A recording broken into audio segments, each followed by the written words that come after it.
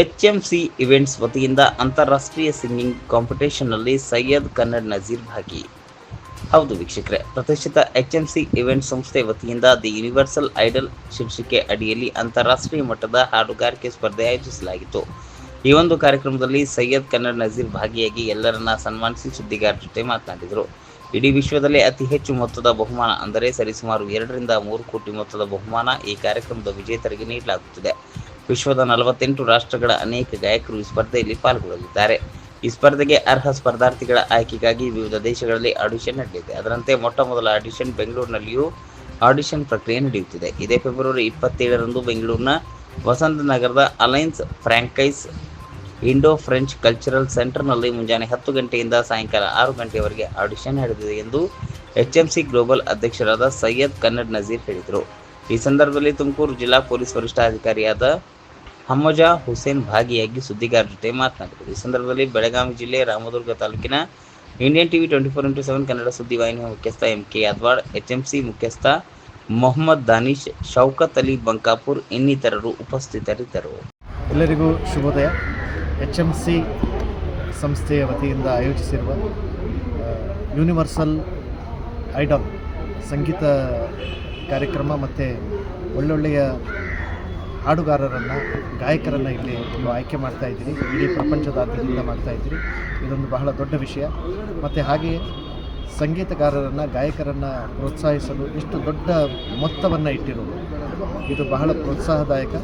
ಈ ಕಾರ್ಯಕ್ರಮ ಉತ್ತರೋತ್ತರವಾಗಿ ಬೆಳೆಯಲಿ, ಎಲ್ಲರಿಗೂ ಇದರಿಂದ ಅನುಕೂಲ ಆಗಲಿ. ಭಾರತೀಯ ಸಂಸ್ಕೃತಿಯಲ್ಲಿ ಎಂದೇ ಸಂಗೀತಕ್ಕೆ ಬಹಳ ವಿಶೇಷ ಸ್ಥಾನಮಾನವಿದೆ.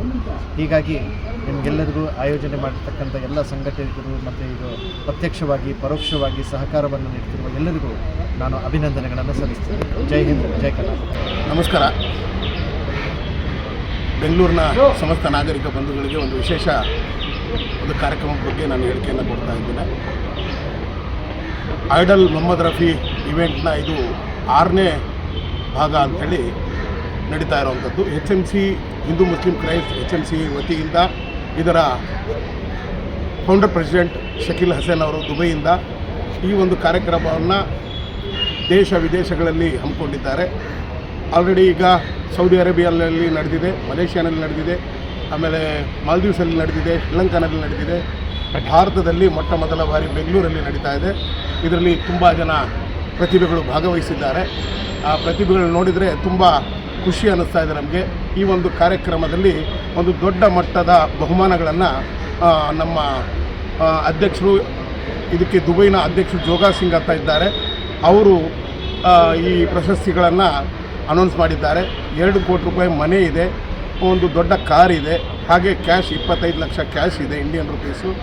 ಈ ರೀತಿ ಬಹುಮಾನ ಇಡೋದ್ರ ಮೂಲಕ ಇಡೀ ವಿಶ್ವದಲ್ಲೇ ಸರಿಸುಮಾರು 30 ರಿಂದ 40 ದೇಶಗಳನ್ನು ಸುತ್ತಿ ಈ ರೀತಿ ಒಂದು ಐಡಲ್ ಮ್ಯೂಸಿಕ್ ಕಾರ್ಯಕ್ರಮಗಳನ್ನು ಇಡೀ ದೇಶ ವಿದೇಶದಲ್ಲಿ ಹಮ್ಮಿಕೊಂಡಿದ್ದಾರೆ.